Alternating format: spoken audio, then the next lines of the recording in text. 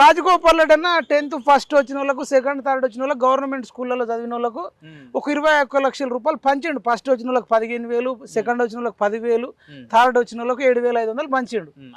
అట్లనే నువ్వు కనీసం నేను స్కూటీ ఇవ్వలేకపోతున్నా ఆడపిల్లలకు, తెలంగాణ రాష్ట్రంలో ఉన్న అమ్మాయిలందరికి మంచికో సైకిల్ కొనిస్తే మంచిది అని సైకిల్ ఇవ్వ లేదని చెప్పు. నాకు బడ్జెట్ లేదు, స్కూటీ కంటే ₹1,00,000 అవుతాయి, సైకిల్కి 5,000 10,000 అవుతాయి, కొని నీకు మంచి పేరు వస్తుంది, పిల్లలు ఆరోగ్యంగా ఉంటారు కదా. నేను అనేది చిన్న చెప్తున్నా, ఇవన్నీ నీకే లాభాలు ఉంటాయి. నంబర్ 1. నంబర్ 2, ఎగ్జామ్ హాల్లోకి పోయేటప్పుడు ఒక్క నిమిషం లేట్ అయినా నూకేస్తారట. ఒక్క నిమిషం పోయినా ఎందుకు నూకేయాలంటే వాళ్ళు టెర్రరిస్టులా. ఇక్కడ హైదరాబాద్లో 20 లక్షల మంది ఉండే దగ్గర 1,50,000 మంది జనాభా ఉన్నారు. ఎక్కడికక్కడ ట్రాఫిక్ జామ్ అవుతుంది. మళ్ళీ నువ్వు ఏ జిల్లాలో వేయాల్సిన ఎగ్జామ్ ఆ జిల్లాలో పెడితే పెద్ద హెడేక్ ఉండదు. నువ్వేమో ఆదిలాబాద్ నుంచి హైదరాబాద్కి రావాలంటివి, ఖమ్మం నుంచి హైదరాబాద్కి రావాలంటివి, నాగర్ కర్నూలు నుంచి రావాలి, పాలకుర్తి నుంచి రావాలి, బస్ ఎక్కిడు దిగుడు చేస్తే నిమిషం లేట్ కాదు, 10 నిమిషాలు కూడా లేట్ అవుతుంది. ట్రాఫిక్ సిగ్నల్ పడితే సిగ్నల్ జంప్ చేసినా మీరే ఫైన్ వేస్తారు. సిగ్నల్ వెయిట్ చేసి సిగ్నల్ తర్వాత పోయి అక్కడ ఒక్క నిమిషం లేట్ అయితే రావద్దు, పోవద్దు. ఏందదంతా? ఎంతో మంది అవినీతి చేస్తారు, దొంగలు ఉన్నారు. నేనేమంటున్నంటే నాలాంటి సీఎం ఉంటే ఏం చేస్తావే ఎగ్జామ్. ఇప్పుడు నువ్వు సీఎం కనుకుంటే సీఎం ప్లేస్ లో యూనివర్సిటీకి వస్తే ఏం చేస్తావు నువ్వు? నేను అదే చెప్తున్నా. ఆయన ఇక్కడికి రాకన్నా ముందే ఫస్ట్ ఎవరన్నా ఎగ్జామ్ వాళ్ళకి పోవాలంటే ఏం చేస్తావు? సీఎం రేవంత్ రెడ్డి ప్లేస్ లో నువ్వు సీఎం ఉంటే నువ్వు యూనివర్సిటీకి వస్తే ఏం చేస్తావు అంటున్నా. నేను అదే చెప్తున్నా. యూనివర్సిటీకి వస్తే రాకన్నా ముందే అన్ని రెడీ చేసి ఇది చేస్తా అది చేస్తా అని చెప్పకపోతుంటుంది. అంత ఫైల్స్ అన్ని తీసుకొచ్చి ఇక్కడ సిగ్నేచర్ నేనే పెట్టేటోని. ఏది ఎగ్జామ్? ఫస్ట్ ఎగ్జామ్ ఏంటంటే నెక్స్ట్ 40,000 ఉద్యోగాలు అన్నాం కదా, ఇగో ఆర్థికది శాఖ అంత ఆమోదం తీసుకొని వచ్చినా ఇగో సిగ్నేచర్ పెడుతున్నా, ఇగో 40,000 జాబులు. 40,000 జాబులు, ఇగో టీచర్ జాబులు 20,000, కానిస్టేబుల్ జాబులు 10,000, ఇంకో జాబు 5,000, ఇది జాబులు ఇది ఈ నెలలో, ఇది ఈ నెలలో, ఇగో మీరు అందరు ప్రిపేర్ అయిపోండి, ఇగో చూసుకోండి, ఇదే జాబ్ నోటిఫికేషన్. ఇక మీరు మంచిగా ప్రిపేర్ అయిపోండి. తర్వాత మీ జాబులకు మీరు తల్లిదండ్రులను డబ్బులు అడగాల్సిన అవసరం లేదు.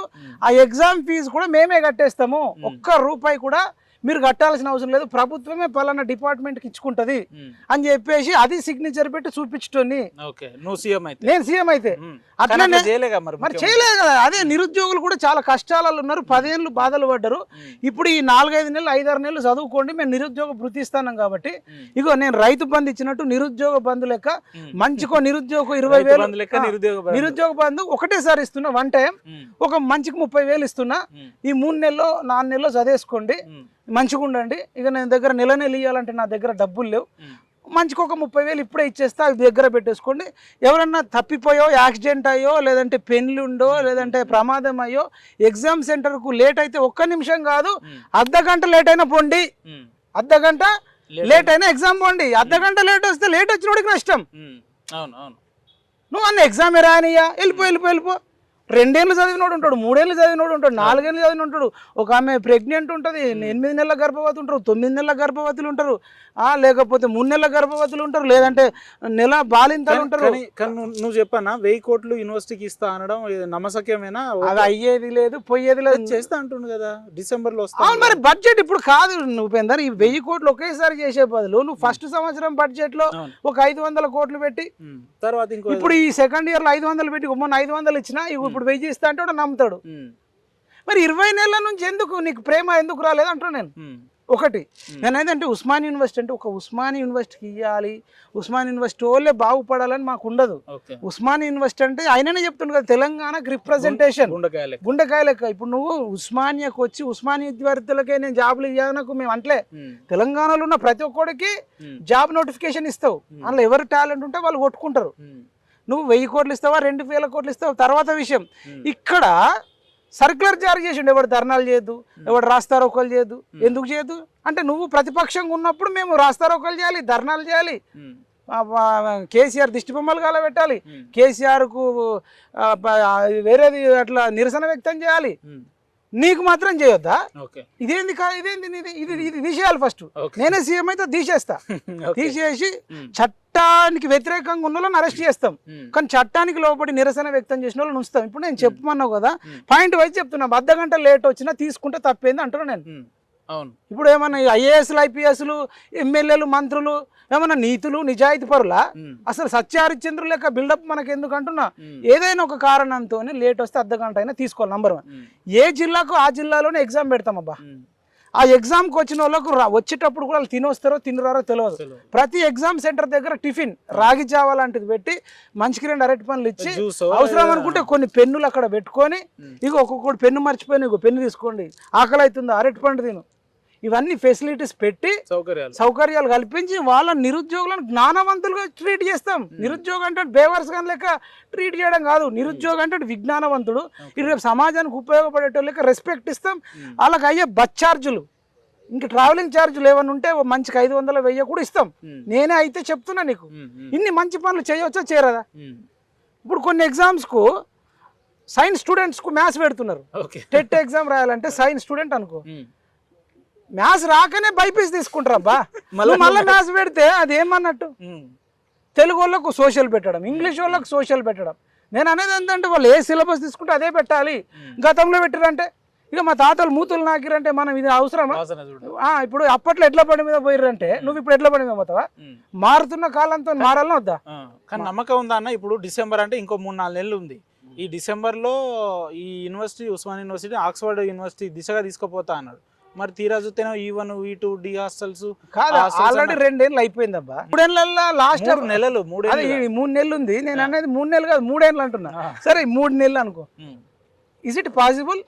ఆయన అన్నాడు కదా, ఆయన అన్నాడు. కానీ ఇప్పుడు ఏదైనా మంచి బిల్డింగ్ కట్టాలన్నా 1 సంవత్సరం పడుతుందా పట్టదు? ఇప్పుడు ఆక్స్ఫర్డ్ అనగానే ఫస్ట్ ఆఫ్ ఆల్ అన్ని ఎక్కడికక్కడ లైబ్రరీలా బిల్డింగ్లా, అసలు ఆక్స్ఫర్డ్ లో ఏముందో అని చెప్పిండా? తెలుసా? కనీసం తెలుసా? ఓకే, అదన్నా ఎక్స్ప్లెనేషన్ లేదు. అసలు సడన్ గా ఊడు ఎక్కడికి వెళ్ళి అవుతారు అంటున్నా. ఏం చేస్తావు దానికి రిలేటెడ్? ఏం చేస్తావు? ఆక్స్ఫర్డ్ అంటే ఆక్స్ఫర్డ్ బిల్డింగ్లు కట్టుడు కాదు, అంతటి మేధావులను ఓయూకి తీసుకురావాలి, మనం తయారు చేయాలి. మరి ఉన్నారా? ఒక పేరని చెప్పిండా? ఆక్స్ఫర్డ్ యూనివర్సిటీలో ఉండంత మేధావులు పలానా ఉన్నాడు ఈయనతో టీచింగ్ చేపిస్తాను ఒక మాట చెప్పిండా? లేదు. మరి అది ఎట్లా చెప్పకుండా ఆక్స్ఫర్డ్ చేస్తుంటే బిల్డింగ్ కడితే ఆక్స్ఫర్డ్ అవుతుందా? హాస్టల్ కడితే ఆక్స్ఫర్డ్ అవుతుందా అంటున్నా. అంటే కొందరు యూత్ కాంగ్రెస్ సంబంధించిన యూనివర్సిటీ నాయకులు అసలు ముఖ్యమంత్రి యూనివర్సిటీకి రావడం గొప్ప పరిణామం, అసలు ఆ ఆలోచన రావడం కూడా గొప్పదే, మా ముఖ్యమంత్రి దేవుడు వీరుడు సూర్యుడు అంటారు. నేను అదే అంటున్నా, ఎందుకు రాకూడదబ్బా? ఒక ముఖ్యమంత్రి తెలంగాణకే కదా. ఈ ఉస్మాన్ యూనివర్సిటీ తెలంగాణలో ఉందా, ఆంధ్రాలో ఉందా? పాకిస్తాన్లో ఉందా? ఆంధ్రాలో ఉంటే రావడం గ్రేట్ అనొచ్చు. జగన్మోహన్ రెడ్డి గతంలో, లేదంటే ఇప్పుడు చంద్రబాబు నాయుడు వస్తే చంద్రబాబు నాయుడు వచ్చినవచ్చు. ఇది నీ కోసం కొట్లాడినరు. కేసీఆర్ గద్దె దించడంలో ఉస్మాన్ యూనివర్సిటీ మేజర్ పాత్ర ఉంది. విద్యార్థులు, పూర్వ విద్యార్థులు వీళ్ళంతా కొట్లాడిరు. నువ్వు ఫస్ట్ రోజే రావాల్సింది, 20 నెలలు లేట్ వచ్చినావు. నువ్వు ప్రతిసారి కేసీఆర్ తో కంపేర్ చేసుకోకుంటున్నావు. ఫస్ట్ రోజే రావాలి. నువ్వు ఎందుకు రాలేదు? 20 నెలలు ఎందుకు పట్టింది? నీకు అల్లు అర్జున్ కలవడానికి టైం ఉంటది, విజయ్ దేవరకొండను కలవడానికి ఉంటది, రాహుల్ సిప్లి గాంజీ వాడు కమర్షియల్ సినిమాలో డబ్బులు తీసుకొని బాడినోడికి నువ్వు ₹1 ఇవ్వడానికి టైం ఉంటది. నువ్వు మరి ఆర్ట్స్ కాలేజ్ నిరుద్యోగులకు కాదు. ఎంత దుర్మార్గం అంటే రాహుల్ సిప్లి గాంజీకి ఇచ్చే ₹1 ఓయిలో చదువుకున్న నిరుపేద నిరుద్యోగులకు ఇస్తే ₹1 అంటే కొంచెం మంచి ఫుడ్ అన్నది తింటుండే కదా ఒక 1 నెల రోజులో 2 నెలల్లో.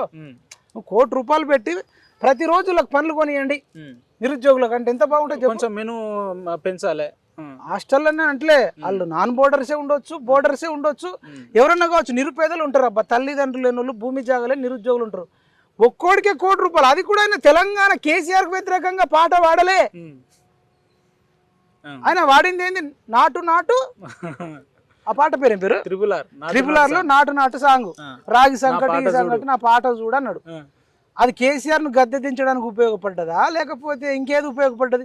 అంటే కేసీఆర్ ను గద్దె దించడానికి పాట పాడినోళ్ళకి కానీ, పాట రాసిన వాళ్ళకి కానీ, లేదంటే కొట్లాడిన నిరుద్యోగ నాయకులకు కానీ నువ్వు ₹1 ఇవ్వట్లే. రాహుల్ సిప్లి గంజ్కి ఇస్తున్నావు. నువ్వు అనొచ్చు మన తెలంగాణోడే కదా, ఇస్తే పోయేదేముందని అనొచ్చు. మరి చంద్రబోస్ గారు కూడా తెలంగాణోడే కదా, మరి రాసినోడికి ఇవ్వాలి కదా. మరి రాసినోడికి ఎందుకు ఇవ్వలే?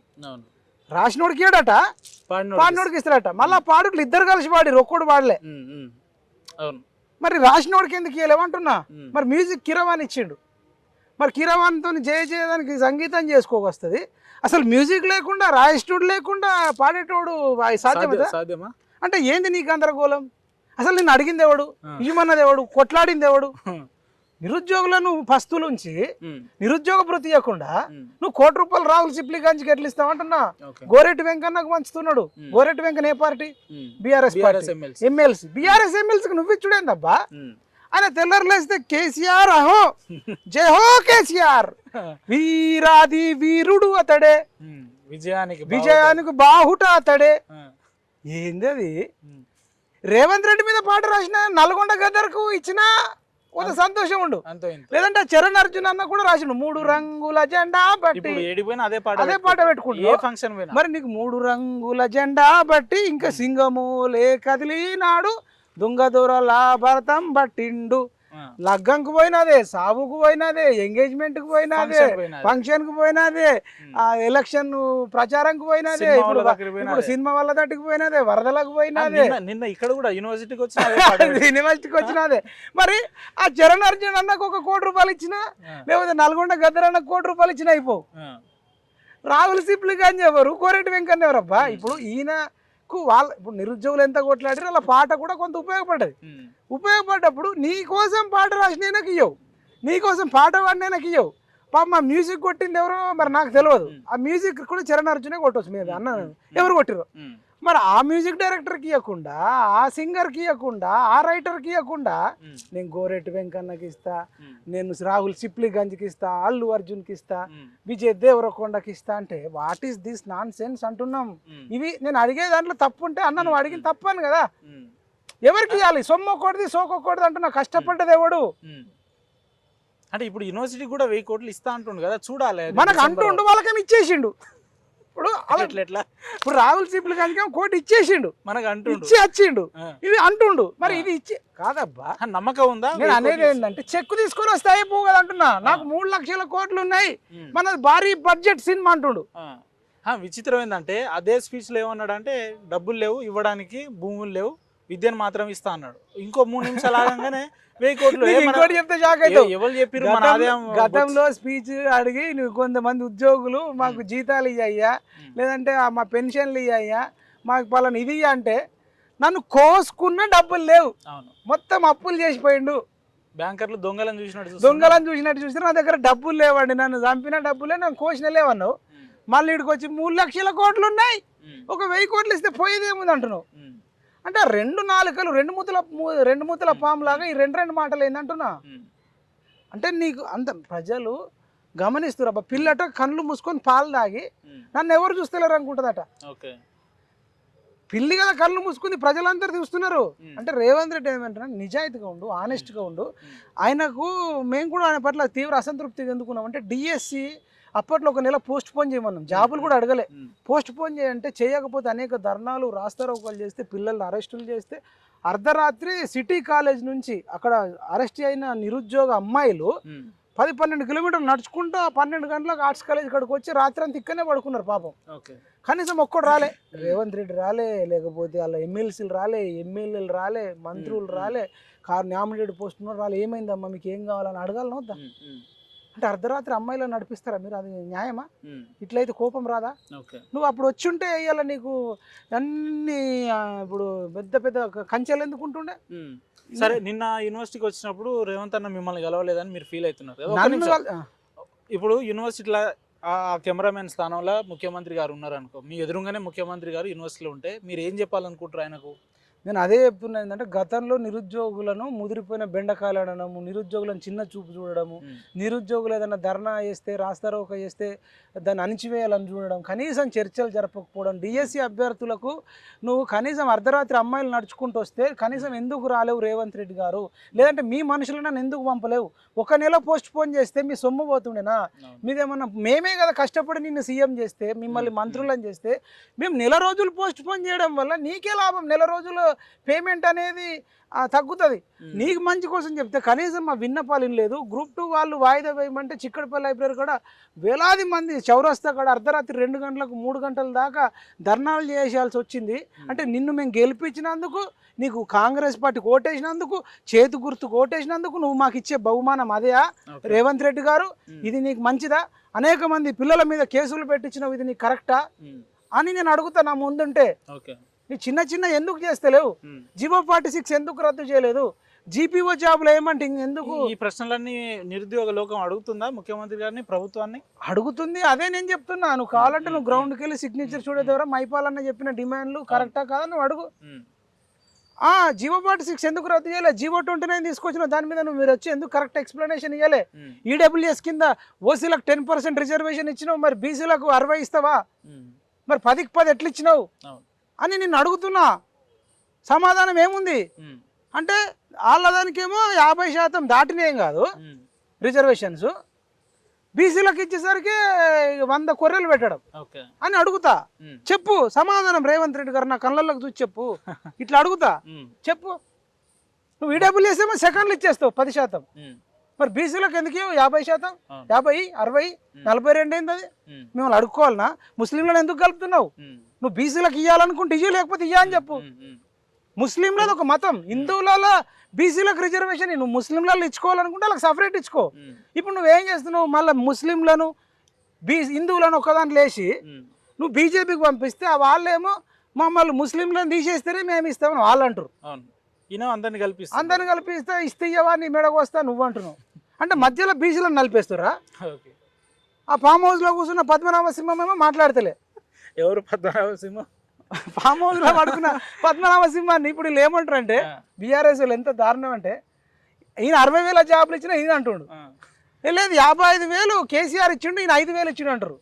నేనేమంటున్నా అంటే, పడుకున్న పద్మనాభ సింహాన్ని లేపకండి. ఆయన 55,000 జాబులు ఇచ్చుంటే ఆయన ఎందుకు ఓడిపోతుండే?